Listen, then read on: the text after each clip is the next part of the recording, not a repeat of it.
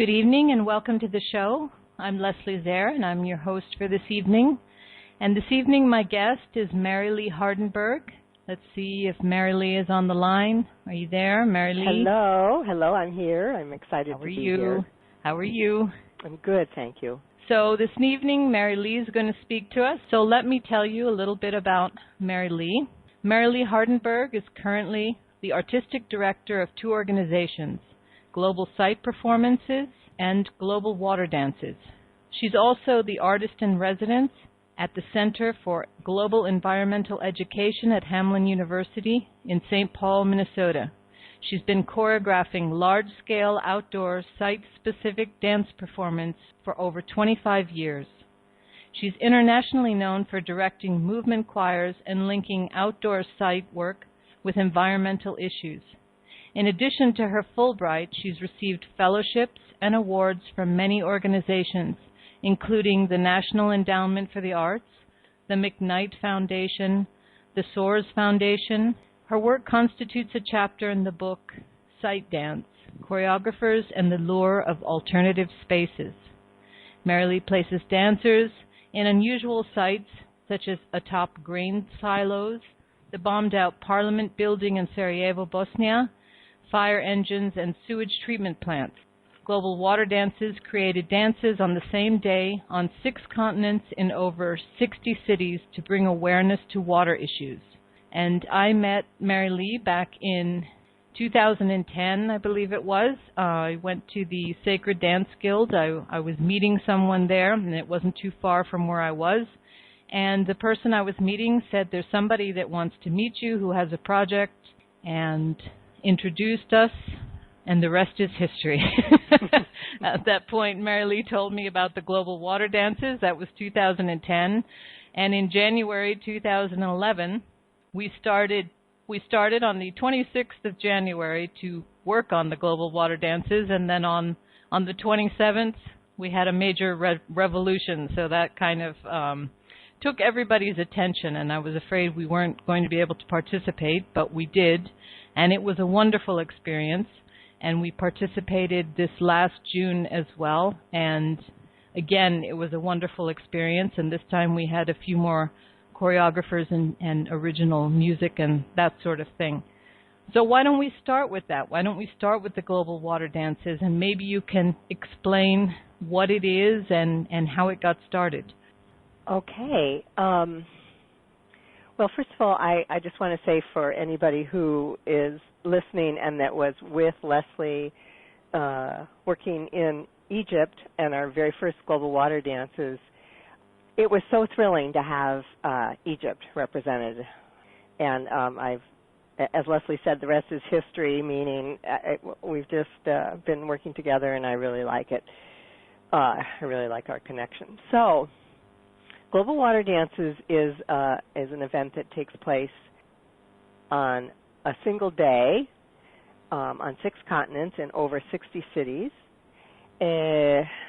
Everybody, all the choreographers, are asked to create their own sections of the dance that brings in their own issues, and then everyone is asked to go online and download an 8-minute piece of music and learn a score of choreography so that everybody, no matter where you are, everybody's doing the same dance at some point during that day.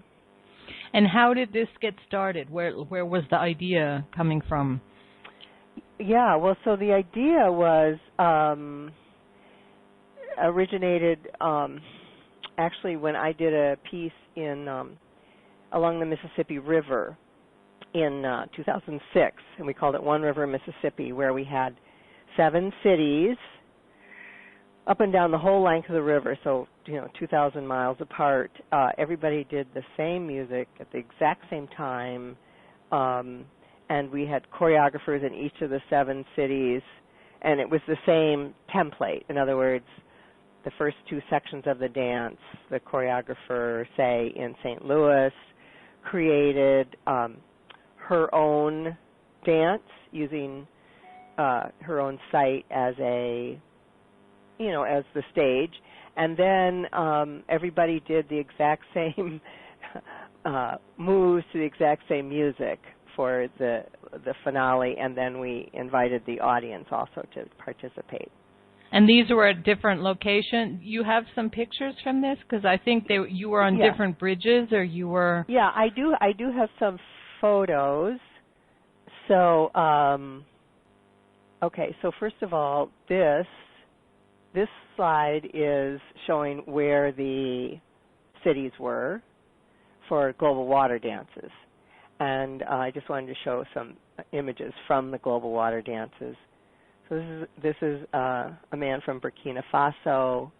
These were dancers. They just did this beautiful dance with these, I don't know if you can see them, but they're plastic water bottles. And these were in Rio de Janeiro in Brazil. Are they inside of the, it looks like they're in a bag or something. I mean, they're in the bag. Yeah, it's right. So it's fish netting, showing that a lot of water bottles are just thrown into the ocean or into the rivers.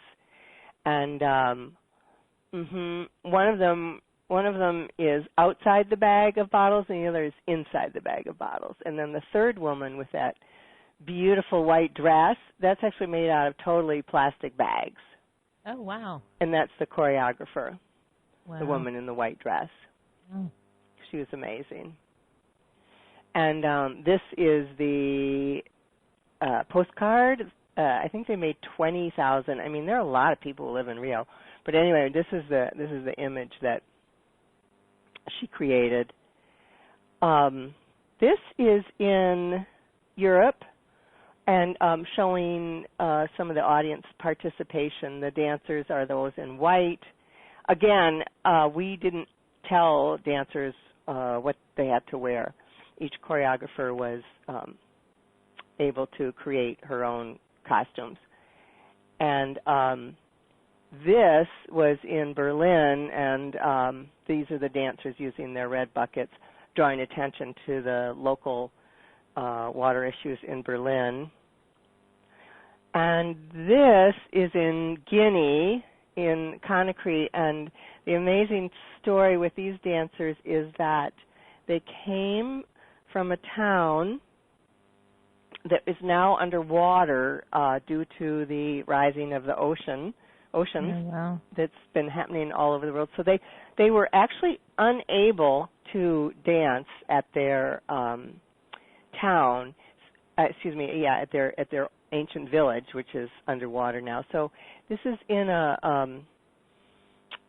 the city of Conakry, and they're in an outdoor space. You can't see it very well, but it's connected to some water issues there.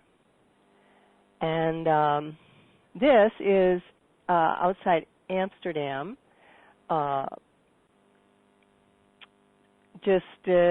And you can see the ocean in the background and the huge piers there, the huge wooden piers. And this is in Paris, where you can barely see it, but there's a canal right behind it. And they had the lovely idea of using bubbles, and you can see the audience participating there. Now, to go back a minute, so Leslie, you were saying that you were asking about where the global water dances got started. So this is the group of choreographers that was along the Mississippi River, and we had 2 choreographer summits where we actually got together, and each person created.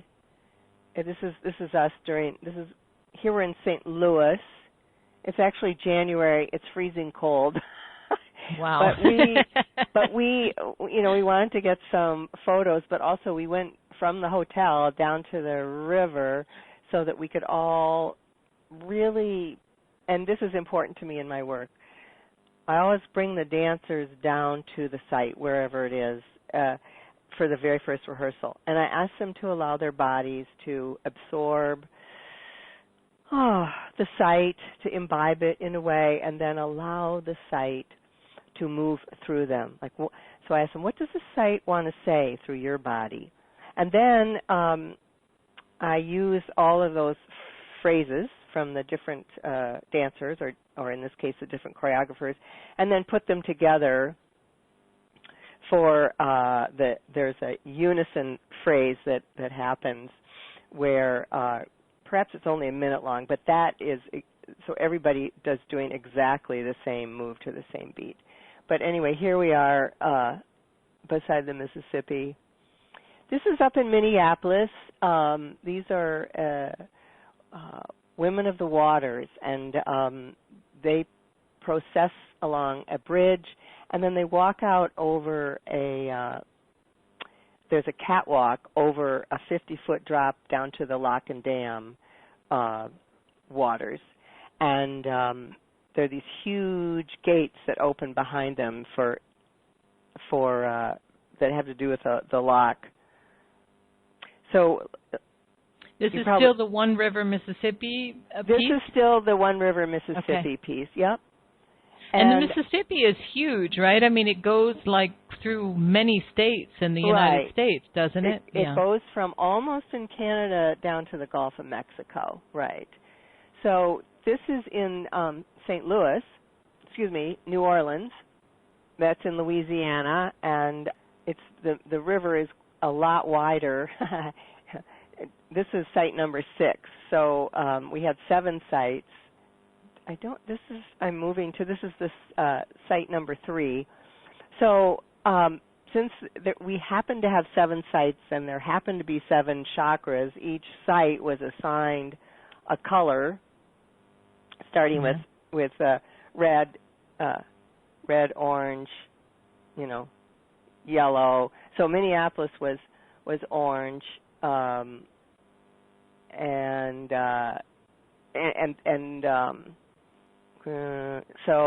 St. Louis would have been indigo. Now I've moved back up to, it's called the Quad Cities. There are 4 cities, Moline, Rock Island. Most people have heard of Rock Island because of the song about the railroad there. But anyway, here are these 4 dancers on this barge, and it was absolutely stunning. So what we were trying to do is to draw attention to the Mississippi River through dance, because most people, when they look at a piece of river, they just see the one spot that they're seeing.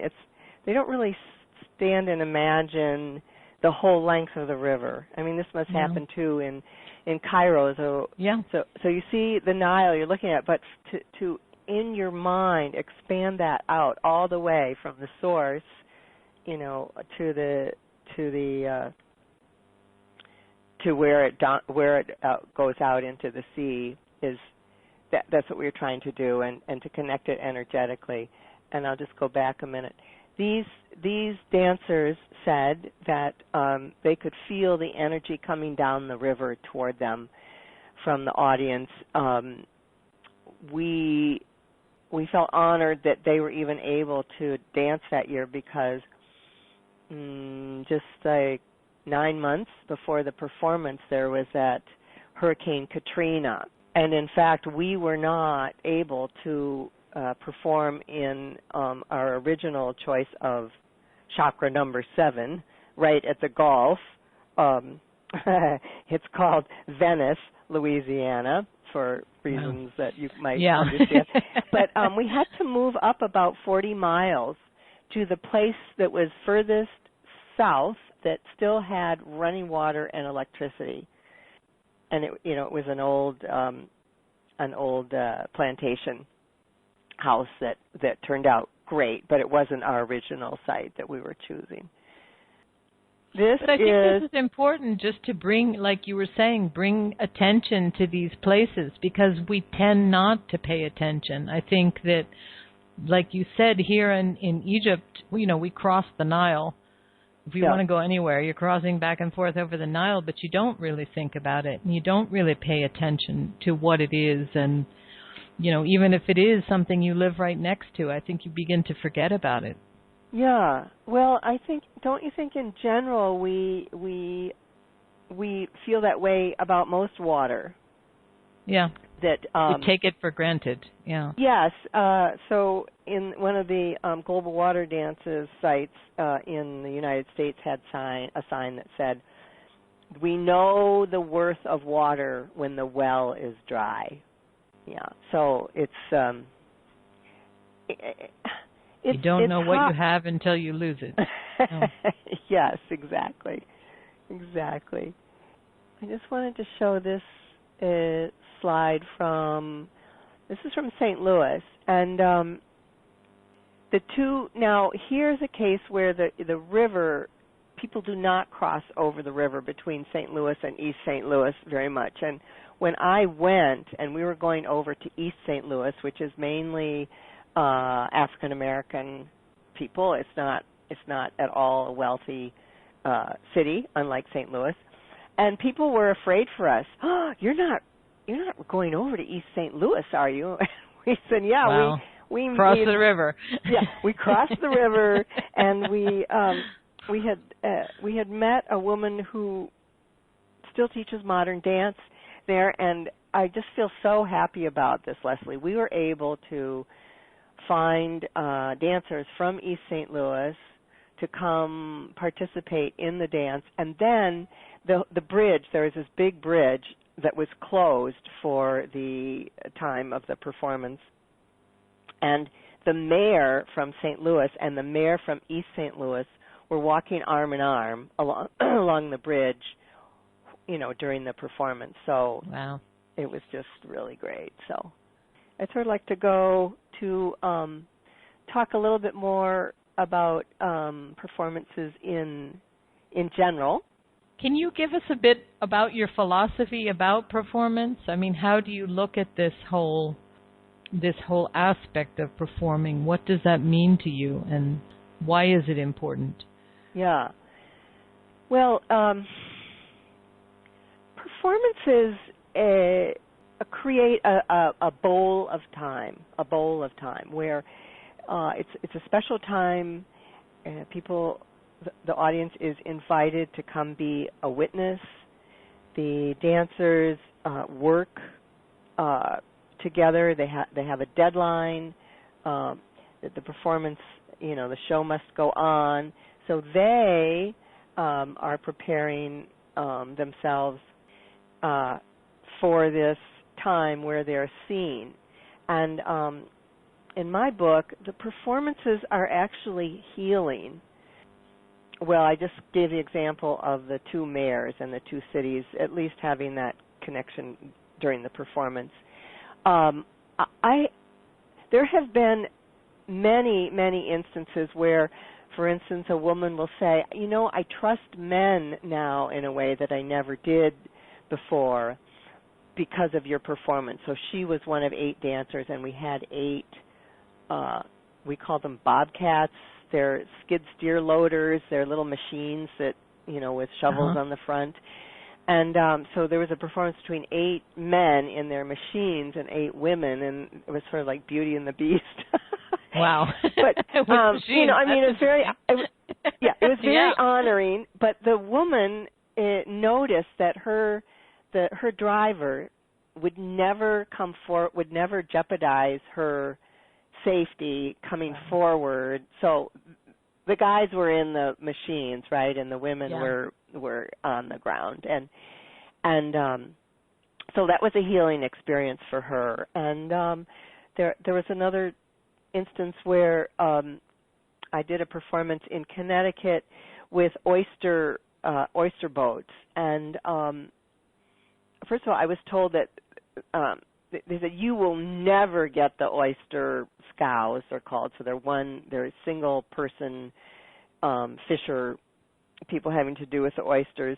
And I went over and I invited them if they would they please come be in the performance. So I got 4 of them, and they had this sort of scuzzy place that they not a yacht club, but it was a marina. And the day before the performance, even though nobody was coming to their marina, they painted their marina. I mean, the performance offers a platform for individuals to be honored, valorized even, and then for disparate elements to get together. So, for instance, the oyster boat drivers were coupled with teenage dancers, and the dancers learned something about the oyster boats, and the oyster boat people were brought in more into the community. Well, I think it's an opportunity to act as a community. I think we don't have that many opportunities to come together and do something maybe joyful together. Yeah. Okay, so just as you said, the community has a chance to come together in a way that perhaps they don't. So for the One River, Mississippi, I first went to different cities. So I went to St. Louis, and I met with the environmental people before I even had a choreographer ready. But I wanted to ask them what environmental issues they would like us to focus on. And so we had a party in one of their beer places. There are a lot of beer breweries in St. Louis. And so we had maybe 10 different environmental groups. And one of the guys said, we have never been in the same room together because they're sort of territorial. It's like, no, we're taking samples of the river. No, we're taking samples of the river. But the beautiful thing about a dance performance is nobody is threatened. It's like, oh, it's just a dance Nobody's performance. taking samples, yeah. Nobody's taking samples, and the people are willing. If I say, I go to the places and I say, I need your help to do a dance.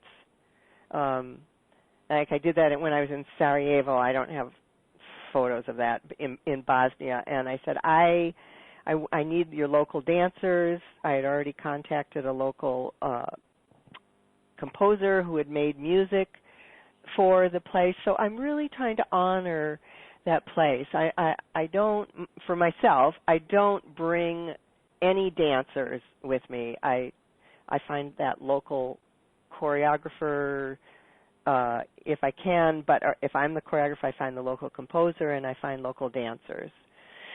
And it's one of the women in Sarajevo said that it's very different for you to ask for our help versus for someone to come and say, I'm doing a performance or I'm doing a concert for peace. He said, where was the peace? And it didn't bring anything. But you came and asked us, how can I best serve your community?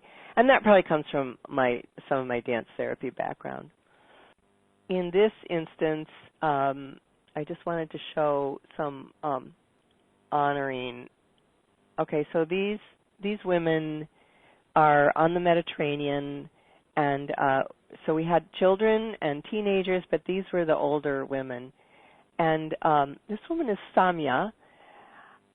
She hadn't been in performances, but she just felt so revivified, so activated by being in the performance. She just felt beautiful. I mean, look at that costume. How could you not feel beautiful wearing this? This was one of the children who was an ibis or a white egret, and here she is. I mean, there just was a sense of her feeling so honored to be asked to dance for the community. Yeah. This is the women.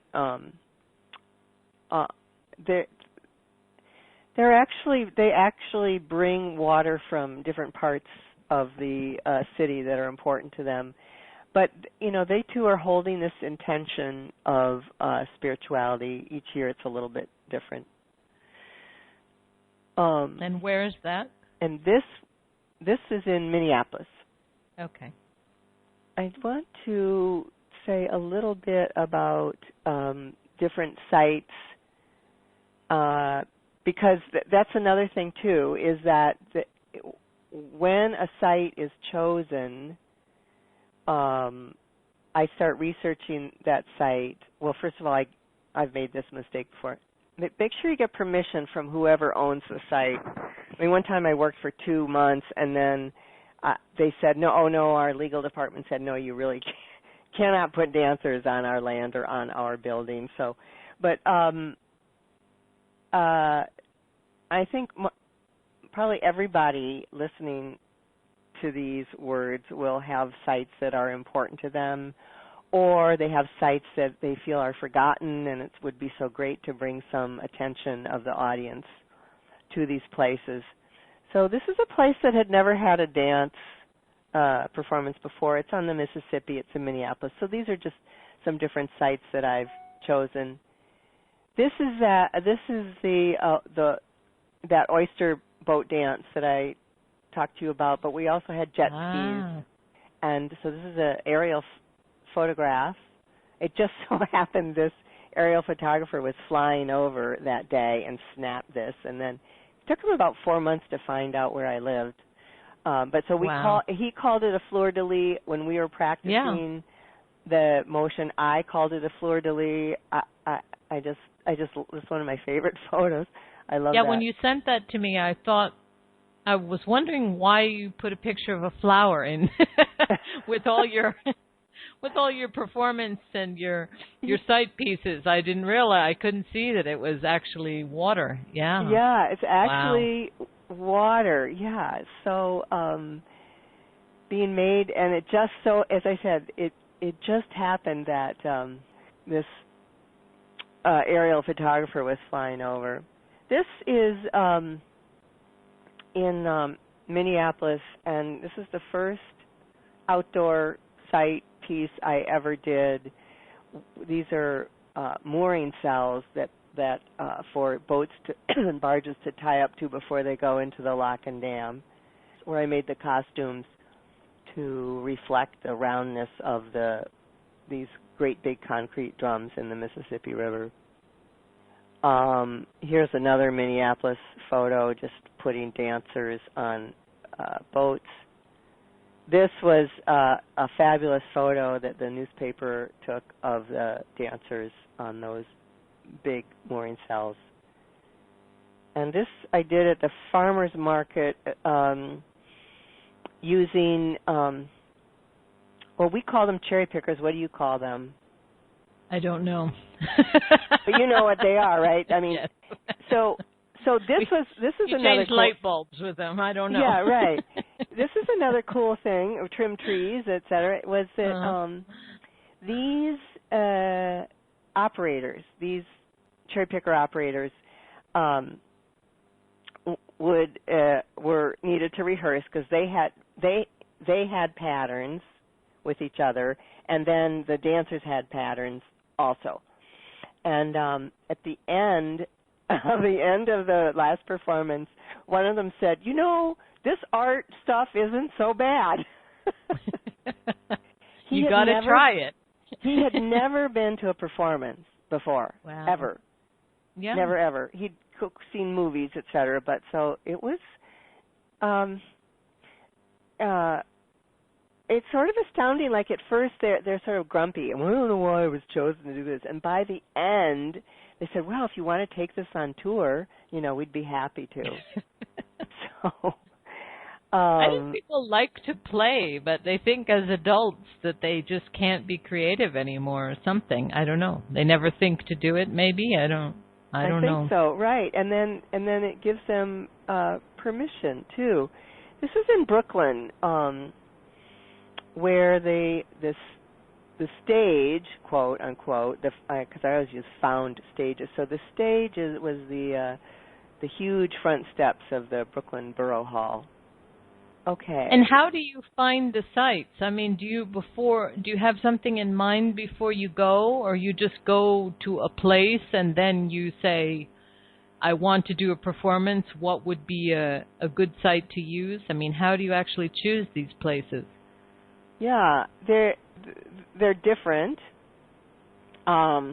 So I had the inkling that I was going to go to Sarajevo. And so I found a composer who was no longer in Sarajevo. He'd had to get out, but he wrote the music before I found a site. So when I arrived in Sarajevo, I had 5 weeks to hold auditions and get permission to use the site and put the dance on. But in other places, like in Minneapolis or other places I drive around, I'm attracted to the site. Oh, I want to do a site there.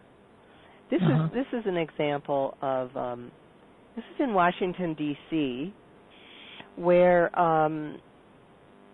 I was invited by the Anacostia watershed to think about doing a dance, an environmental dance for them. And so then I was able to look at, I went to Washington, D.C., and I looked at different sites. And I have different requirements that for the audience. Like the audience needs to be able to see the dancers. You know, if there's a flat street dance, I don't like it as much if you have a chance for either the audience to be up high or the dancers to be up high. And then the time of day and where the sunlight is going to be. We don't want the sun in the audience's eyes, etc. And then, sometimes I let sites just strike my fancy, and other times I go out looking in a city for them. And we made that mistake the first year with the global water dances. We did it in a beautiful garden, and we had to be there like at high noon in June. And they put a carpet down for us, and the carpet was so hot that we couldn't couldn't even stand on it. So, oh my gosh! So yes, you would be better at choosing sites than we were, I think. Well, yeah. Well, I think there are, helpful hints about choosing sites, but it's also, if you've done something for 25, 30 years, you just get better at it. You get a feeling for it. Get a feeling for it, right. No, that's right. what I wondered. Like if you actually had inspiration about things before you actually went there, or you had to see it, or, the process happens for you. Yeah, no, good question. Yeah. So, the inspiration for an area might come to me. Like I wanted to do something with Palestinians and Israelis, but I didn't know where, and so we went around looking at a lot of different sites, and finally chose the one that we chose there in Acre. Okay, I'd like to talk a little bit about the making visible spatial connections, meaning I think that there are different connections that are all around us, and some of them we see or we notice, and what I like to do is just make them really visible with fabric. So here we had dancers up on the bridge. You can't see them, but they're on the right, up on the bridge. And then as part of the performance, to a certain piece in the music, these green streamers are pulled down and then put in the ground, and then they stay there for the rest of the performance. And this is fun because the founder of this first African American yacht club was a Mr. Green, and so we called it Green Dance, and it was really fun. Here was one of my early uses of fabric. So this was for a Celtic. It was a May Day. What's it called? It's not Beltane, is it? It might be. Anyway, yeah. Okay. So this is we had the fire. So the fires happen all night, the night before May Day. So this is meant to look like a fire, and it's actually spanning 6 stories. So these are long. Where is this? And this is in Minneapolis. And this is just another use of fabric where this woman is an egret, and she went as part of the performance. So she was out in the lake, and you know what? I put that in because it's one of my favorite photographs. It's beautiful. I was going to say that. Yeah, thank you. This is at a sacred spot, a spring that was sacred to the Dakota here in Minnesota. And in the background, you can see some fabric, the 4 sacred colors I have another picture of that here. These are the grain elevators where, I don't know if we have dancers up there or not, I can't see at the moment, but these colors are raised to an honor song, and this is, I've been doing this every year on the solstice in Minneapolis for probably, 15 years or so. This is back in Acre on the Mediterranean, and in my mind, when I looked at the site, there was just definitely a connection between the walls up there on the right and the beach below. And these steamers are maybe 400 feet long, but again, they come out during the performance and are pulled down and then anchored in the sand. This is in Portland, Oregon, and we actually gave out, it was called Rain or Shine, because it rains a lot in Portland, and there's a famous statue there of a man sort of dancing under an umbrella. But anyway, you can see the fabric too that was cascading down from higher up. And this also is an Acre where the women are using their large white costumes, and they're going to lay them down in a pattern on the sand. So you're using this fabric to make connection. I mean, it's pretty. It makes it a beautiful, but the actual intention is more about connecting spaces. Yeah. So this is a better example again of, once people see this performance, then they feel like, oh yes, there's a connection from where we're standing here up on the bridge to 50 or 60 feet below to the water level. Yeah, so that's what I feel like. I like to make these spatial lines visible. Yeah, it's an interesting idea. So tell us a little. You also were speaking, or you were writing about the movement choirs. Right. What is a movement choir exactly? A movement choir is having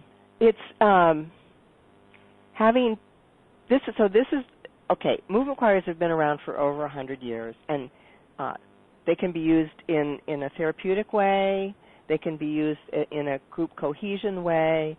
People have had, quote, movement choirs for, say, 1,500 people at the beginning of a conference or at the end of a conference. It is a creation using a movement, creating groups of people. This is in Connecticut where Leslie and I met.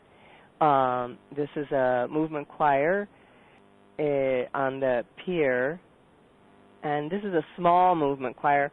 And movement choirs have a director. There's a design, a spatial design. So let's say this man, Rudolf Laban, who was my mentor's mentor, and was in Germany over 100 years ago. He was asked to create these movement choirs for, say, 4,000 bakers. So when these guilds would come together, and say the bakers from Dusseldorf were say, okay, you guys come out of the east gate and circle around and then settle in the middle, and then the bakers from Berlin come out of the south gate and circle around them and go out the east gate. So it's a conducted nonverbal choir, and just like we have sopranos, altos, etc., you can divide the groups. So in this one, you can see there's 3 separate groups, and imagine you could do these with hundreds of people. Here we just have 5 or 6 people per group. And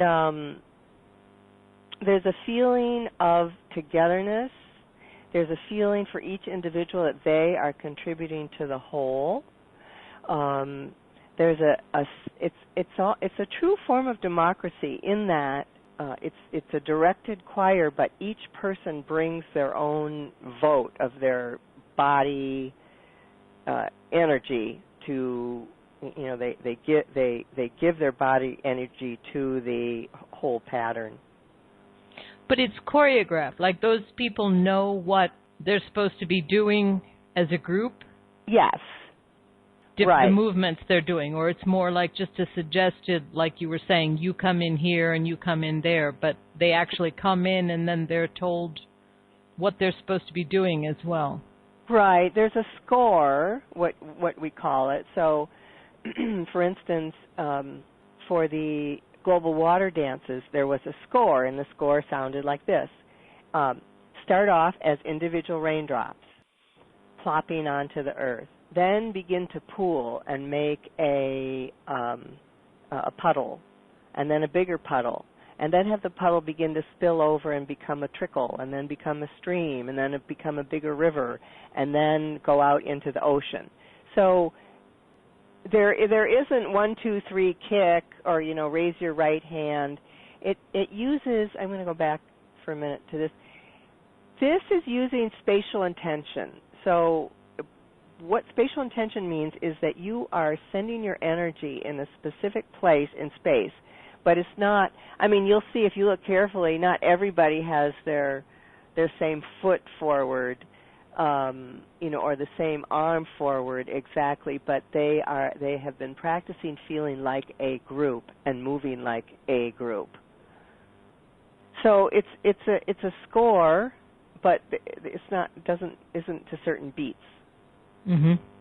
Yeah. And then each group is kind of doing their own thing within their own little. They're all moving as a unit, but then they're kind of doing their own thing within that group.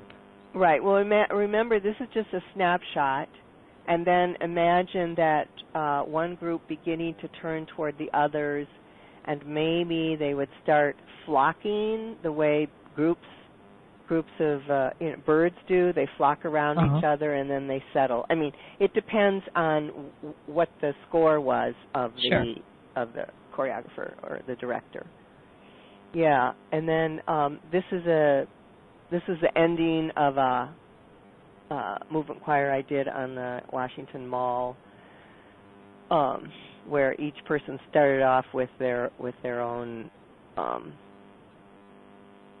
what would we say, slab of yellow color there, and then they, and there was a score. They had a sort of a fight, and then they ended up putting their fabric down in this pattern and holding this beautiful white fabric aloft as they walked toward the White House.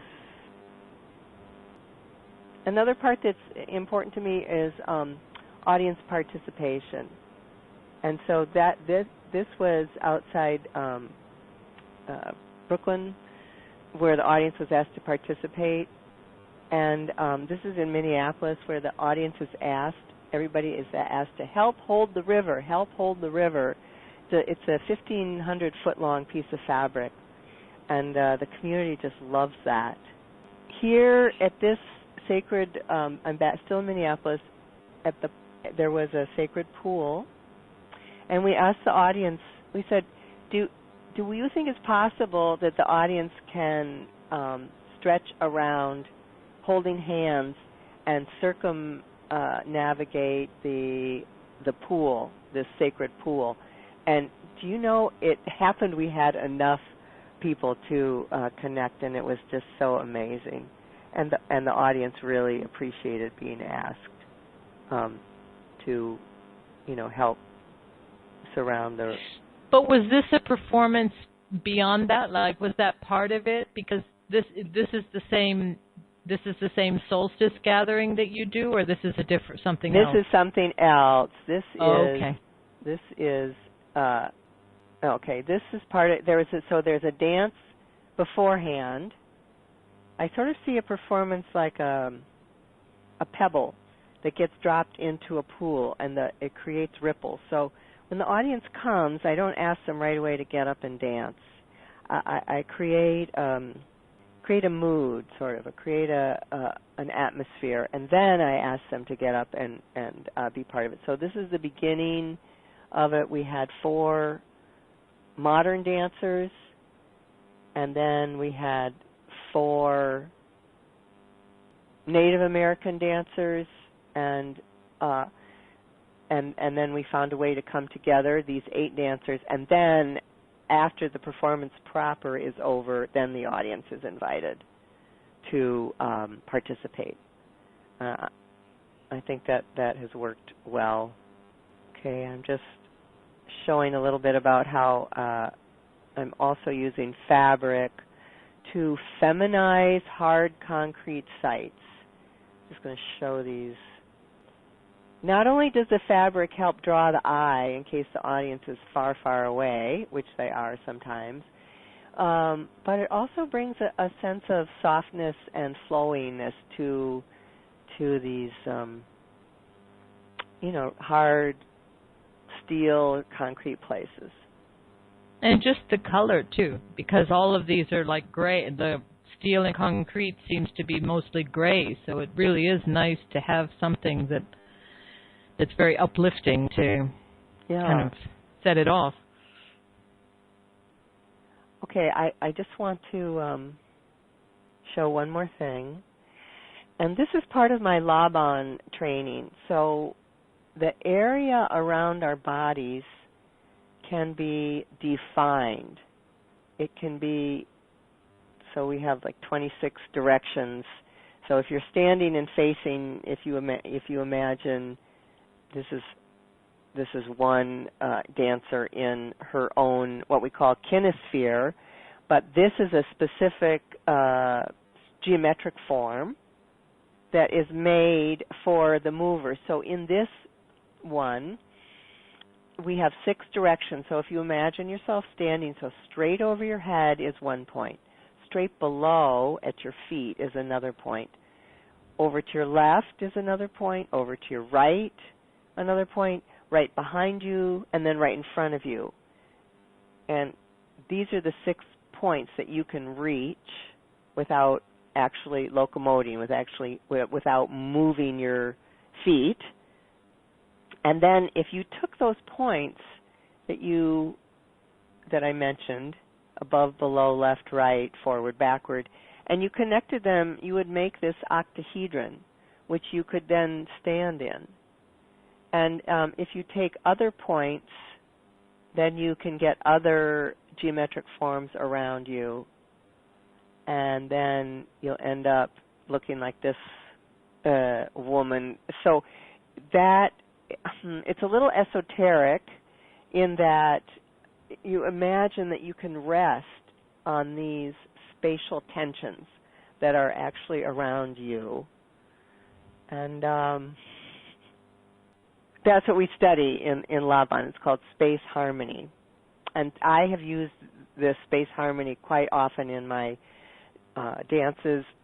When the audience is standing maybe 1,000 feet from your dancers, you need for those dancers to be really clear spatially what they're doing. So we like rhythmic clarity, and we also like spatial clarity. And this is, like you said, this is a more esoteric thing. I mean, like using sacred geometry in the sense that you're clicking into something at a specific shape? I'm sure Laban thought that, and my teacher, Irmgard Barteniev, used to say, let's see if I can find this person again. So imagine this person, this dancer, not having this thing around her, but stretching her right arm even farther. But see how she's counterbalanced with her left toe. She's actually, my teacher would say, she's leaning on the space. Mm-hmm. She's able to rest on that space and using a sense of counter tension in the body. Yeah, and so now I'm slightly changing the subject, although it's sort of related, but see this spatial pattern, this triangle that connects a place in Turkey and a place in Egypt and a place in Greece. And I've been to the place, I haven't been to Mount Ararat, but I have been to Thebes many, many years ago. But I've been to Dodoni lately, and it's a sacred space, sanctuary to the great goddess, and I have a dream of dancers in white at those 3 places at the same time, connected by we can do this now. We have iPads that are called 4G. You know, they're like satellite phones, that we could connect and move together using some of these, body geometry moves. And I just would be thrilled to actually do that someday. And I wonder if there aren't spots in all of 3 of those places that are somehow similar that you would actually want to be in the exact spot as well.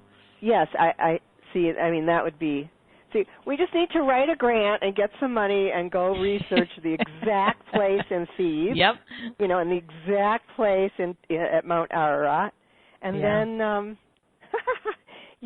and then something magical will happen. Yeah, I'm thinking about writing a grant. And, Amy, you can't just write that kind of grant to just anybody.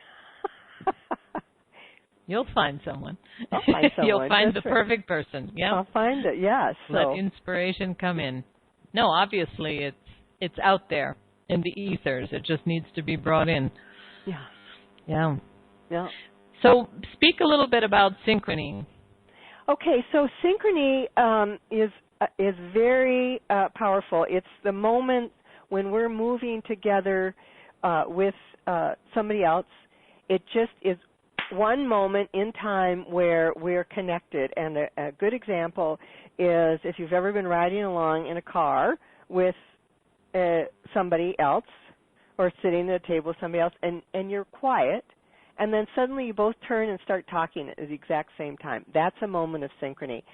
When people move together and they have these little moments of synchrony, they don't know why, but they feel very connected to those other people. So in dance therapy, we look for little moments of synchrony to happen within a group to create a deep sense of group cohesion.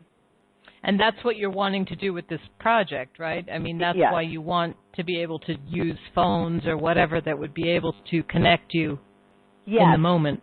Yes. I mean, I think that'd be really amazing. Yeah. So to have true moments of synchrony where we feel connected to each other, even though we're thousands of miles away. Across distances. Yeah. Mm-hmm. Yeah. Yep.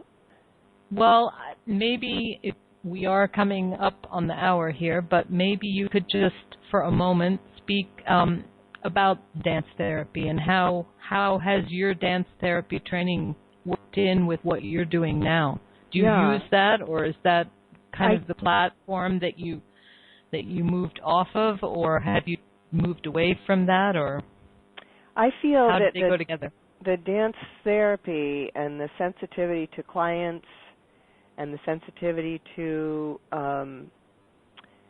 sites, I feel like the dance therapy trained me well to be very open to what's going on with the clients or the patients, and to notice shadow movements, and to be very inclusive. So when I create dances, then it's almost as if the audience is my client. I want to take good care of them. I don't want the sun in their eyes. I want them to have a nice experience. I want them to be able to hear the music, and then the sense of inclusivity for all the dancers, that each person contributes something to the piece. I think makes really a lot has been borrowed from the field of dance therapy. So it turns to be a very therapeutic for both the audience and the dancers then. Right, and as I was saying, sometimes just for the whole community. I mean, it almost is dance therapy, for the whole community. Just briefly, so this was a dance therapy plus performance. It was a performance, but we asked dance therapists to come and honor these different immigrant communities that have made Brooklyn so vibrant. So there's the Jamaican, the Chinese, the Indian, the Middle Eastern. So all these individuals were just so amazed to have been honored and be part of the performance. And the dance therapists, those are the women around them. They only had a few hours to rehearse. So just because the dance therapists are really good at picking up movement quickly and making the quote, the person feel special, we were able to do that just in one day. Not the whole performance, but the community part of it. This is Marylee's website, globalsiteperformances.org. If you need to contact her, that's her email. Yep. And you can contact me right through the website, too. And if you need to get in touch with me, my website, universaldancer.com, is the best place. There's also a tab for the webinars, and you can email me at info@universaldancer.com. And all the information is about the different webinars is also on the blog. I will make this into a video, which will be posted on the blog, and I'll also put any links, any of Marylee's links, I'll put those on the blog, so you can go there for more information as well. Well, thank you, Marylee. You're so welcome, and thank you. Me. Thank you, Leslie. It's been an honor and just so fun to talk about this and answer your questions. We've had short conversations on the phone every once in a while and emails, but it's nice to actually talk about the things that you do and hear more about that.